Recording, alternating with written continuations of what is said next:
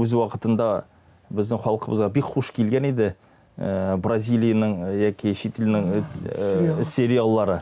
Ләкин дә барыбер алар аны ничек тә булса үзенә авыл халәтенә кертергә тырыштылар бит инде. Һәм дә авылларда безнең динилек мәсьәләсенә караган вакытта артык теге төпченеп сораулар авыл халкында булмады. Аларда күбрәк үтәү, итәгатьлек мәсьәләсе. Мулла әйтте, бетте шунда. Мулланың сүзенә карата шикләнү дә гынах дип каралган. Шәһәр кешесендә юк, мулла вәгазендә, безнең татар халкында хас, вәгазен сөйләгән вакытта бездә аңа карата критик фикер сакланыла. Ул аны тыңлый һәм дә уйлый, дөрес сөйли микән бу мулла дип. Ана соң җомгадан чыккач, ул барыбер бер-берсе арасында аралашырга мөмкиннәр. Авыл халкында алай